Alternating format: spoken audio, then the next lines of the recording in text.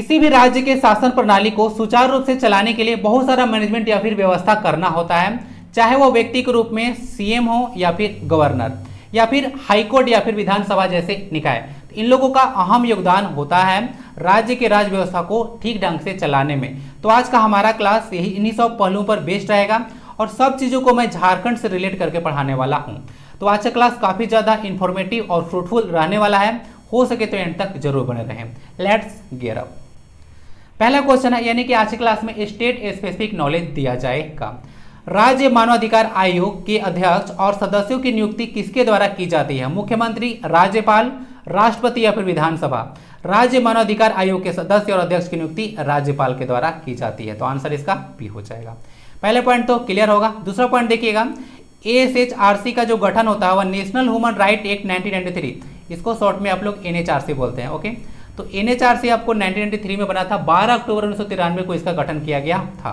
तो उसी के तहत हर एक राज्य में, एक जगह पे नहीं है, हर एक राज्य में स्टेट ह्यूमन राइट कमीशन का गठन किया जाता है। ध्यान रखिएगा, उसी एक्ट के तहत 1993 एनएचआरसी एक्ट 1993 के तहत राज्य मानवाधिकार आयोग के सदस्य और अध्यक्ष का जो कार्यकाल होता है वो 5 साल या फिर 70 साल होता है। ओके, जो भी पहले हो जाए उसको बोला जाता है। लेकिन 2019 में एक अमेंडमेंट किया गया और इन लोगों का कार्यकाल घटाकर 3 साल कर दिया गया है। तो ये सब ध्यान रखिएगा। बाकी योग्यता के बारे में बात कीजिए कि एबिलिटी क्या क्या होना चाहिए। तो एक सेवानिवृत्त मुख्य न्यायाधीश होना चाहिए। मुख्य न्यायाधीश अगर है सेवानिवृत्त, ओके, जैसे कि हाईकोर्ट है उसका मुख्य न्यायाधीश है तो सेवानिवृत्त है, या फिर उच्च न्यायालय का कोई न्यायाधीश है तो वो सब अध्यक्ष बन सकते हैं। ये अध्यक्ष के लिए अर्हता यहाँ पे लिखा हुआ था, यहाँ पे मेंशन नहीं किया हुआ है, पीडीएफ में डाल दूंगा। लेकिन सदस्य बनने के लिए उच्च न्यायालय में कार्यरत या फिर सेवानिवृत्त न्यायाधीश, उच्च न्यायालय में अगर कोई अभी वर्तमान में कार्य कर रहा है न्यायाधीश या फिर सेवानिवृत्त है तो उसको सदस्य बनाया जा सकता है। या फिर अगर कोई जिला न्यायाधीश है तो उसको 7 साल का एक्सपीरियंस खोजा जाएगा अगर सदस्य बनना है तो। अध्यक्ष के लिए तो बोल दिएगा कि सेवानिवृत्त रिटायर्ड मुख्य न्यायाधीश या फिर उच्च न्यायालय का जो है न्यायाधीश होना पड़ेगा, ठीक है। लेकिन सदस्य के लिए क्या है कि उच्च न्यायालय में कार्यरत या फिर सेवानिवृत्त न्यायाधीश होना चाहिए, और अगर जिला कोई न्यायाधीश है तो उसको 7 साल का एक्सपीरियंस चाहिए। ओके, बाकी यहाँ पे देख लीजिएगा, यह एक 3 सदस्यीय निकाय है। कहने का मतलब एक तो आपका अध्यक्ष हो गए और बाकी सदस्य थे ना, तो सदस्य 2 हो सकते हैं और 1 अध्यक्ष होते हैं, तो याद रखिएगा। बाकी इन लोगों को सदस्य और अध्यक्ष को हटाने का अधिकार राज्यपाल के पास नहीं होता है, राष्ट्रपति के पास हटाने का अधिकार है। यानी कि नियुक्ति का तो अधिकार होता है, ठीक है ना, लेकिन हटाने का अधिकार राज्यपाल के पास नहीं होता है। यानी कि किसी के घर जा तो रहे हैं अपने मन से, लेकिन आइएगा उन लोगों के मन से। तो उसी तरह का कुछ हिसाब किताब है। बाकी देख लीजिएगा, झारखंड से स्पेसिफिक कुछ न्यूज है। झारखंड राज्य मानवाधिकार आयोग का गठन 17 जनवरी 2011 को किया गया था। बाकी झारखंड राज्य मानवाधिकार आयोग के वर्तमान में अध्यक्ष 2023 में संतोष कुमार सत्यपति हैं, और यह कार्यकारी है, यानी कि यह एक्टिंग चेयरपर्सन है। यानी कि मेन जो होना चाहिए चेयरपर्सन वो नहीं है। 2018 से जो है यह पद खाली है, तो ये चीज़ ध्यान रखिएगा। तो ये सब कुछ जानकारी हो गया। काफ़ी इन्फॉर्मेटिव है क्लास आज का होने वाला है, हर एक स्लाइड को ध्यान से देखिएगा। ओके, तो इतना सारा इन्फॉर्मेशन आपके लिए हो गया। सेकेंड क्वेश्चन आता है, किसी नए राज्य के निर्माण के लिए भारत के संविधान के किस अनुसूची में संशोधन किया जाता है? अनुसूची 1, अनुसूची 3, अनुसूची 5 या फिर अनुसूची 7? आंसर इसका 1 होगा। अनुसूची 1 में जो है संशोधन करना पड़ता है। ओके, ध्यान रखिएगा। बाकी देखिएगा, नए राज्य का निर्माण जो है करने का अधिकार होता है वह संसद के पास होता है। कोई भी आया ऐरा गैरा उठाकर जैसे राज्य को नहीं बना देगा, संसद के पास ये अधिकार होता है। बाकी देख लीजिएगा थोड़ा सा प्रोविजन, नए राज्य के निर्माण के लिए संविधान की अनुसूची 1 उसका अनुच्छेद 2 और 3 में आपको संशोधन करना पड़ेगा। बहुत सारा बाउंड्री के बारे में ये सब चर्चा किया जाता है, तो वो सब डिटेल में आपको पढ़ना होगा। तो ध्यान रखिएगा, अनुसूची 1 और अनुच्छेद 2 और 3 में संशोधन आपको करना पड़ेगा। बाकी देख लीजिएगा, संबंधित राज्य पुनर्गठन विधेयक, अब मान लेते हैं कि राज्य बनेगा तो एक किसी से तो अलग होगा, तो उसका एक पुनर्गठन अधिनियम या फिर अधिनियम तो नहीं विधेयक आएगा, तो उसको केंद्रीय कैबिनेट की स्वीकृति पहले चाहिए। कहने का मतलब अभी जो केंद्रीय कैबिनेट है उसको जब आपको उसको अप्रूव करेगा उसके बाद उसको संसद में पेश किया जाएगा। ध्यान रखिएगा, तो उसके बाद लोकसभा में पास होगा, उसके बाद राज्यसभा में पास होगा, और उसके बाद जैसे राष्ट्रपति जब उस पर हस्ताक्षर करेंगे तब जाकर वह अधिनियम बनेगा, तब जाकर जो है वह कानून बनकर आपका अलग राज्य जो है बन जाएगा। तो इस तरह से कुछ प्रोविजन होता है अलग राज्य बनाने का। बाकी देख लीजिएगा, झारखंड स्पेसिफिक है, तो झारखंड राज्य गठन तो पता होगा 15 नवंबर 2000 को अलग किया गया था। 28वां यह राज्य बना था, ठीक है। 26वां छत्तीसगढ़, 27वां उत्तराखंड था। बाकी बिहार राज्य पुनर्गठन अधिनियम 2000 की धारा 3 के तहत झारखंड का निर्माण किया गया था। ये तो मैं अलग अलग वीडियो में अब तक बहुत बार बोल चुका हूं, अब तो रट गया होगा। धारा 3, तो धारा 3 याद रखिएगा, बिहार राज्य पुनर्गठन अधिनियम 2000 के तहत। बाकी लोकसभा में इसको 2 अगस्त को पास किया गया था इस विधेयक को, राज्यसभा में इसको 11 अगस्त को पास किया गया था, और राष्ट्रपति जो कि KR नारायण थे 25 अगस्त को जो है हस्ताक्षर किए थे और यह अधिनियम बन गया था। तो ध्यान रखिएगा ये सारा चीज, तो 25 अगस्त को यह कानून बना था। ओके, इस तरह से झारखंड का निर्माण हुआ था। अनुसूची 1 में संशोधन करना पड़ता है, और हम लोग लगभग 46% लैंड लेकर अलग हुए हैं, और उस समय अटल बिहारी वाजपेयी घोषणा किए थे कि झारखंड अलग राज्य बनेगा। तो ये सब कुछ ध्यान रखिएगा। ओके, उच्च न्यायालय के न्यायाधीश और उसके पद और गोपनीयता की शपथ कौन दिलाता है? उच्च न्यायालय के न्यायाधीश के बारे में बात किया जा रहा है। राष्ट्रपति, राज्यपाल, मुख्यमंत्री या फिर उपराष्ट्रपति? आंसर इसका भी होगा, जो राज्यपाल होते हैं वही जो है से उच्च न्यायालय के मुख्य जो न्यायाधीश होते हैं उनके पद और गोपनीयता की शपथ दिलाते हैं। तो राज्यपाल इसका सही आंसर हो जाएगा। ओके, बाकी देख लीजिएगा यहाँ पे उच्च न्यायालय के मुख्य न्यायाधीश की नियुक्ति जो है से यहाँ पे कम से कम ना 35 वर्ष उम्र चाहिए होता है। राष्ट्रपति द्वारा संविधान के अनुच्छेद नियुक्ति 217 उसका क्लॉज नंबर 1 के तहत किया जाता है। यहाँ पे बोला गया है नियुक्ति, यहाँ पे बात किया जा रहा था शपथ के बारे में। ठीक है, ध्यान रखिएगा। तो शपथ राज्यपाल दिलाएंगे, लेकिन नियुक्ति राष्ट्रपति के द्वारा ही की जाती है। अनुच्छेद 217 क्लॉज नंबर 1 याद रखिएगा, नियुक्ति राष्ट्रपति और शपथ राज्यपाल के द्वारा दिलाया जाता है। यहाँ पे लिखा क्या होगा, राज्य के मुख्य और अन्य न्यायाधीश, अन्य भी न्यायाधीश होते हैं, उन सब का जो है शपथ दिलाने के कार्य राज्यपाल के पास होता है। यह आर्टिकल 219 में मेंशन है। ठीक है, पूछेगा कि आर्टिकल 219 क्या कहता है? तो आर्टिकल 219 कहता है कि राज्यपाल जो है से राज्य के मुख्य या फिर अन्य न्यायाधीश को शपथ दिलाएंगे। बाकी प्रत्येक राज्य के लिए एक उच्च न्यायालय होगा, यह अनुच्छेद 214 में वर्णित है। क्या होगा? हर एक राज्य में एक उच्च न्यायालय होगा, यह आपका अनुच्छेद 214 कहेगा। बाकी हाईकोर्ट के पास रिट जारी करने का भी अधिकार होता है, यह अनुच्छेद 226 में वर्णित है। और आपको पता होगा सुप्रीम कोर्ट आर्टिकल 32 के तहत जो है रिट जारी करती है। टोटल 5 तरह का रिट होता है। ओके, झारखंड का हाईकोर्ट देखिएगा तो यह जोरंडा रांची में है। भारत का यह 21वां हाईकोर्ट है, ध्यान रखिएगा। गठन 15 नवंबर 2000 को किया गया था, उसी दिन जिस दिन झारखंड का गठन हुआ था। झारखंड हाईकोर्ट देखिएगा तो वर्तमान में जो मुख्य न्यायाधीश है वह संजय कुमार मिश्रा है। यह झारखंड के 14वें जो है से मुख्य न्यायाधीश हैं। ये सब कुछ इन्फॉर्मेशन याद रखें। राज्यपाल इसका सही आंसर हो जाएगा, कंफ्यूज मत कीजिएगा। आर्टिकल 217 क्लॉज नंबर 1 के तहत राष्ट्रपति के द्वारा इन लोगों का नियुक्ति किया जाता है, लेकिन शपथ दिलाया जाता है वो आर्टिकल 219 के तहत राज्यपाल के द्वारा दिलाया जाता है। सारा चीज़ यहाँ पे मेंशन किया हुआ है। PDF रख लीजिएगा। Free of cost Telegram channel @learners education पर अवेलेबल रहेगा। नेक्स्ट क्वेश्चन आता है राज्य चुनाव आयोग। राज्य चुनाव आयोग, जिसको स्टेट इलेक्शन कमीशन बोलते हैं, इनमें से किसका चुनाव कराता है? मुख्यमंत्री, जिसको आप विधानसभा का चुनाव आप लोग बोल सकते हैं ना, मुख्यमंत्री का चुनाव जो होता है तो विधानसभा का चुनाव बोल सकते हैं। पंचायत का चुनाव, नगर पालिका या फिर उपचुनाव? सही आंसर इसका क्या होगा? केवल 1, केवल 2 और 3, केवल 2, 3 और 4 या फिर 1, 2, 3, 4 सब? सही आंसर इसका 2, 3 और 4 ही होगा ना। आंसर इसका सी हो जाए होगा। क्यों? क्योंकि मुख्यमंत्री या फिर विधानसभा का चुनाव होता है वह स्टेट इलेक्शन कमीशन नहीं कराता है, वह इलेक्शन कमीशन ऑफ इंडिया का काम होता है। इलेक्शन कमीशन ऑफ इंडिया किसका चुनाव कराता है? आपका जो स्टेट में लेजिस्लेटिव असेंबली होता है, लेजिस्लेटिव यानी कि विधानसभा आप लोग बोलते हैं, तो विधानसभा का चुनाव कराया जाता है। उसके बाद लोकसभा का चुनाव होता है, राज्यसभा का चुनाव होता है, प्रेसिडेंट का चुनाव होता है, वाइस प्रेसिडेंट का चुनाव होता है। इस सबका चुनाव जो है कराने का अधिकार जो है या बोली कार्य होता है वह इलेक्शन कमीशन के पास होता है। स्टेट इलेक्शन कमिश्नर क्या करता है? तो राज्य में पंचायत का चुनाव या फिर नगर पालिका हो या फिर उपचुनाव। और ध्यान दीजिएगा जो उपचुनाव जिसको आप लोग बाई इलेक्शन कहते हैं, बाई इलेक्शन कब होता है? जब कोई डेथ कर दे या फिर कोई जो है किसी कारणवश अपना पोस्ट को छोड़ दिया तो वह सीट वैकेंट हो जाता है, तो वहाँ पे उपचुनाव कराना पड़ता है, जिसको आप लोग बाई इलेक्शन बोलते हैं। तो वो जो है स्टेट इलेक्शन कमीशन ही कराता है। तो बाई इलेक्शन पंचायत में भी होता है और नगर पालिका में भी होता है, कन्फ्यूजन नहीं होना चाहिए। तो दोनों का काम जो है स्टेट इलेक्शन कमीशन ही कराएगा। तो कन्फ्यूजन नहीं ना है, आंसर इसका 3 हो जाएगा। बाकी यहाँ पे देख लीजिएगा, राज्य चुनाव आयोग का जो गठन है वह संविधान के अनुच्छेद 243 के तहत किया जाता है। हर एक राज्य में एक स्टेट इलेक्शन कमीशन होता है। बाकी राज्य चुनाव आयोग एक सदन निकाय यानी कि इसे सिंगल मेंबर बॉडी है, एक मेंबर इसमें होते हैं। जैसे देखिएगा जो इलेक्शन कमीशन ऑफ इंडिया है वह पहले भी एक मेंबर बॉडी हुआ करता था, लेकिन 1989 में उसको 3 मेंबर बॉडी बना दिया गया। ओके ना, आपको पता होना चाहिए। बाकी देखिएगा तो स्टेट इलेक्शन कमीशन जो होता है वो पंचायत, नगर पालिका और उपचुनाव कराने के लिए उत्तरदायी होता है। बाकी एक्स्ट्रा डोज में देख लीजिएगा, झारखंड राज्य चुनाव आयोग जिसको आप लोग JSEC बोल सकते हैं, उसका गठन 14 मई 2001 को किया गया था। ओके, कोई कंफ्यूजन है? नहीं होना चाहिए। बाकी वर्तमान चुनाव आयुक्त झारखंड में देवेंद्र कुमार तिवारी हैं, DK तिवारी इनको बोला जाता है। ठीक है, तो DK तिवारी वर्तमान में झारखंड के मुख्य जो है से चुनाव आयुक्त हैं। ये सब याद रखिएगा, तो कोई दिक्कत आई होप कि इसमें नहीं होना चाहिए। तो सारा जानकारी स्टेट से रिलेटेड है ना, कोई फालतू चीज़ बोल दिया शुरू में, कोई भी फालतू चीज़ यहाँ पे प्रोवाइड नहीं कराया जाएगा। झारखंड के राज्यपाल की नियुक्ति संविधान के किस अनुच्छेद के तहत की जाती है? अनुच्छेद 152, अनुच्छेद 153, अनुच्छेद 154 या फिर अनुच्छेद 155? यहाँ पे नियुक्ति के बारे में बात किया जा रहा है, तो नियुक्ति जो है से किया जाता है अनुच्छेद 155 के तहत।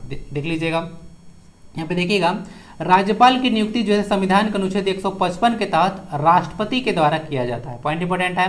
बाकी राज्यपाल को शपथ जो है से संबंधित राज्य के मुख्य न्यायाधीश दिलवाते हैं।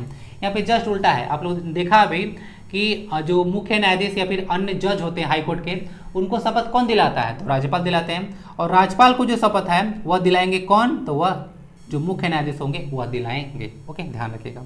बाकी राज्यपाल बनने के लिए आपको पता होगा 35 साल जो है से उम्र होना चाहिए, भारतीय नागरिक होना चाहिए।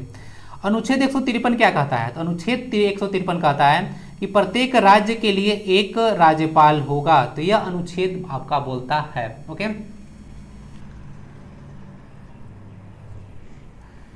बाकी अनुच्छेद 154 का क्लॉज नंबर फर्स्ट क्या कहता है कि राज्य की कार्यपालिका शक्ति जो है राज्यपाल में निहित होगा। ठीक है, ये चीज ध्यान रखिएगा, यानी कि जो एग्जीक्यूटिव पावर होगा वह राज्यपाल में जो है निहित होता है। ये सब कुछ याद रखिएगा। आंसर इसका 155 हो गया। राज्यपाल का बारे में बात किया जा रहा था, सारा चीज देख लीजिएगा। किसी राज्य के मुख्यमंत्री की नियुक्ति किस अनुच्छेद के तहत की जाती है? अनुच्छेद 162, अनुच्छेद 163, अनुच्छेद 164 या फिर अनुच्छेद 165? सही आंसर इसका सी होगा, अनुच्छेद 164 के तहत मुख्यमंत्री की नियुक्ति की जाती है। आंसर इसका सी हो जाएगा। देख लीजिएगा, मुख्यमंत्री की नियुक्ति अनुच्छेद 164 के तहत राज्यपाल के द्वारा ही किया जाता है नियुक्ति ना। बाकी अन्य मंत्रियों की नियुक्ति मुख्यमंत्री की सलाह पर राज्यपाल द्वारा की जाती है। अन्य जो मंत्री परिषद होते हैं, ध्यान रखिएगा, जो अन्य मंत्री मतलब मंत्री परिषद, आपको पता होना चाहिए कि जो मुख्यमंत्री जो बनते हैं तो अन्य जो मंत्री होता है उन लोगों का भी नियुक्ति किया जाता है, तो राज्यपाल ही करते हैं। सलाह जो है मुख्यमंत्री देते हैं कि हाँ उसको कर दीजिए। ठीक है, तो राज्यपाल बोलते हैं चलो ठीक है भाई कर देते हैं। बाकी मुख्यमंत्री बनने के लिए आयु क्या है? तो 25 वर्ष है ना। ध्यान रखिएगा, मुख्यमंत्री बनना है तो 25 वर्ष आयु होना चाहिए। अगर उल्टा करके क्वेश्चन आपको पूछेगा तो पूछेगा कि अगर आपको किसी भी राज्य का विधानसभा का सदस्य बनना है तो आयु कितना चाहिए? तो मुख्यमंत्री विधानसभा के ही सदस्य होते हैं, या फिर विधायक बनने के लिए पूछेगा, विधायक, कोई गारंटी नहीं, उल्टा पुल्टा क्वेश्चन कब कैसे भी पूछे, विधायक या फिर MLA बोल देगा, तो सबका आंसर आपको 25 साल ही लगाना है। ठीक है, विधानसभा से ही सब रिलेटेड होते हैं। अनुच्छेद 167 क्या कहता है? सुनिएगा, मुख्यमंत्री मंत्री परिषद और राज्यपाल के बीच में कड़ी का कार्य करेंगे। ठीक है, तो ये बोलता है अनुच्छेद 167, तो मुख्यमंत्री मंत्री परिषद और राज्यपाल जो है के बीच एक कड़ी का कार्य करते हैं। और बाकी देखिएगा तो राज्यपाल जो होते हैं वह राज्य सरकार और केंद्र सरकार के बीच में कड़ी का कार्य करते हैं, क्योंकि डायरेक्ट जो है मुख्यमंत्री या फिर स्टेट गवर्नमेंट रिपोर्ट नहीं करते हैं केंद्र सरकार को, वो राज्यपाल ही करते हैं। जैसे आपको पता होगा यहाँ पर जब ऑफिस ऑफ प्रॉफिट का मामला आया था हेमंत सोरेन पर, जो वर्तमान में सीएम है, तो इलेक्शन कमीशन ऑफ इंडिया का जो रिपोर्ट आया था, रिपोर्ट नहीं बोल सकते हैं, जो चिट्ठी आया था वह सीधे हेमंत सोरेन के पास नहीं गया था, वह जो है गवर्नर यानी कि रमेश बैस के पास गया था, जो कि वह ओपन ही नहीं किए थे। तो आपको पता होना चाहिए। राज्य के महाधिवक्ता की नियुक्ति किस अनुच्छेद के तहत की जाती है? अनुच्छेद 163, अनुच्छेद 164, अनुच्छेद 165 या फिर अनुच्छेद 166? आंसर इसका सी होगा, अनुच्छेद 165।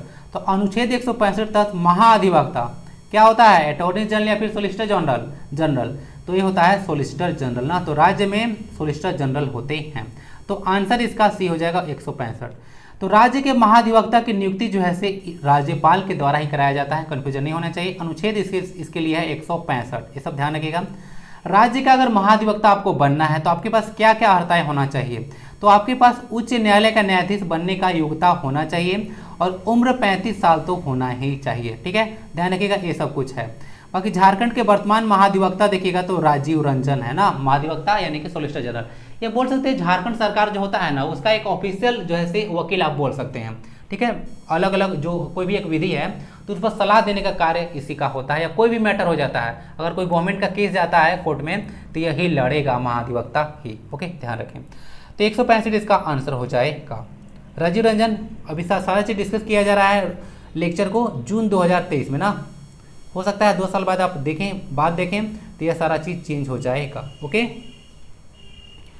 राज्यपाल को अध्यादेश यानी कि ऑर्डिनेंस जारी करने का अधिकार किस अनुच्छेद के तहत प्राप्त है? अनुच्छेद 123, 321, 132 या फिर 213? आंसर इसका हो जाएगा अनुच्छेद 213। तो अनुच्छेद 213 के तहत अध्यादेश यानी कि ऑर्डिनेंस जो है से लाया जाता है राज्यपाल के द्वारा। ओके, ध्यान रखिएगा 213। और राष्ट्रपति लाते हैं 1, 2, 3 के तहत ना, 1, 2, 3 ये सब देख लीजिएगा, 2 को पलट दीजिएगा तो 213 हो जाएगा, तो रटने में ज़्यादा दिक्कत नहीं होगा।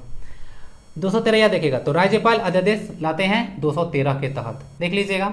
राज्यपाल को तो ये तो हो चुका है पहला पॉइंट। बाकी अध्यादेश तब लाया जाता है जब राज्य सरकार किसी कानून को लागू करना चाहती है पर विधानसभा का सत्र न चल रहा हो। करने का मतलब 3 सत्र आप लोग देखे होंगे, एक तो आपका मानसून होता है, फिर विंटर होता है, फिर नॉर्मल बजट सेशन होता है। तो 3 जो सेशन जब चलता है तो अगर तीनों में से कोई सेशन नहीं चल रहा हो फिर भी जैसे कोई कानून जो है पास कराना हो तब राज्यपाल अध्यादेश ला सकते हैं अपना पावर यानी कि आर्टिकल 213 के तहत। ध्यान रखिएगा अध्यादेश की अवधि ये सारा पॉइंट नहीं इंपॉर्टेंट रहेगा। जो अध्यादेश लाया जाता है उसका अवधि 6 सप्ताह तक ही रहता है, 6 वीक तक। उसके बाद यह निष्क्रिय हो जाएगा, लेकिन 6 सप्ताह के बाद संसद अगर इसको अनुमोदन कर देता है तो यह टाइम इसका आगे बढ़ जाएगा और अधिकतम 6 महीना तक अध्यादेश जो है पिक्चर में रह सकता है, उसके बाद यह निष्क्रिय हो जाएगा। यानी कि अध्यादेश का टाइम पीरियड 6 महीने से ज़्यादा नहीं हो सकता है, लेकिन 6 सप्ताह तुरंत देखिएगा तो 6 सप्ताह के बाद यह निष्क्रिय हो जाता है, तो उसको आप लोग अनुमोदन करा सकते हैं संसद से। ये सब कुछ याद रखिएगा अध्यादेश के बारे में।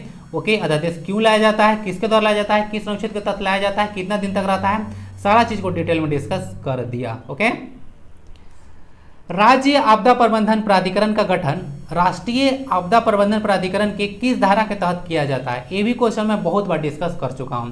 तो ये ना धारा जो है 14 के तहत राज्य में, हर एक राज्य में राज्य आपदा प्रबंधन प्राधिकरण का गठन किया जाता है। ओके, ध्यान रखिएगा।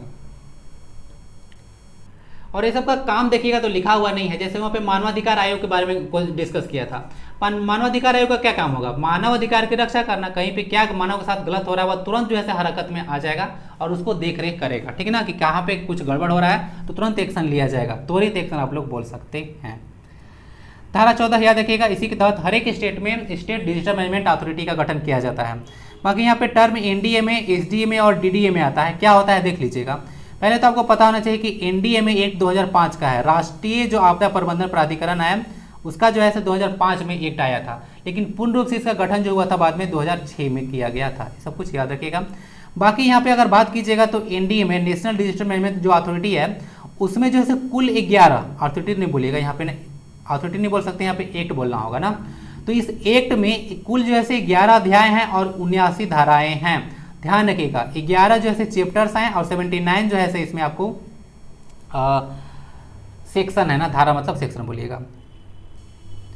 बाकी एसडी में तो बता दिए सारा चीज 14 के तहत किया जाता है। एसडी में अधिकतम 9 सदस्य हो सकते हैं। ध्यान रखिएगा जो हर एक राज्य में जो आपदा प्रबंधन प्राधिकरण है उसमें मुख्यमंत्री को मिलाकर 9 से ज़्यादा मेंबर नहीं हो सकते हैं।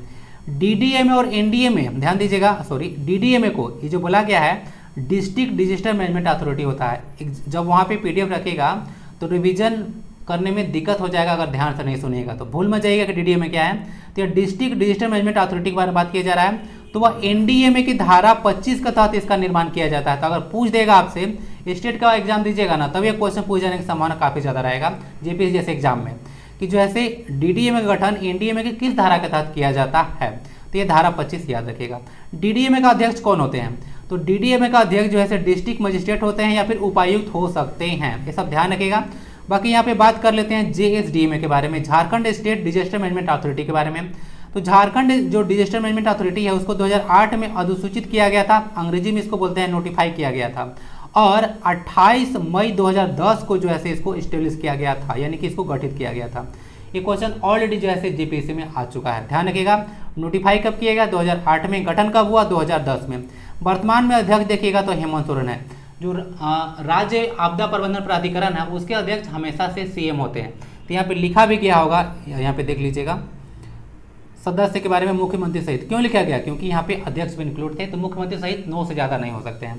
तो ये सारा चीज़ याद रखिएगा। डिस्ट्रिक्ट में डीसी या फिर डीएम हो सकते हैं। धारा 14 और डीडीएम के लिए धारा 25 याद रखिएगा। किसी राज्य के मंत्रिपरिषद की अधिकतम संख्या विधानसभा की कुल शक्ति का कितना प्रतिशत होता है? 10%, 15%, 20% या फिर 25%? आंसर इसका भी होगा 15% ना। किसी भी राज्य में देखिएगा या फिर ऐसा ना, जो सेंट्रल गवर्नमेंट होता है उसका भी मंत्रिपरिषद में यही कहानी होता है कि 15% से ज़्यादा जो है से आप लोग मंत्रिपरिषद की संख्या नहीं रख सकते हैं। ये सब रूल होता है। तो आंसर इसका भी हो जाएगा 15%, ध्यान रखिएगा। बाकी देखिएगा तो संविधान का अनुच्छेद 164A क्लॉज यहाँ पे अमेंडमेंट किया गया है, यहाँ पे ए लिखा हुआ है।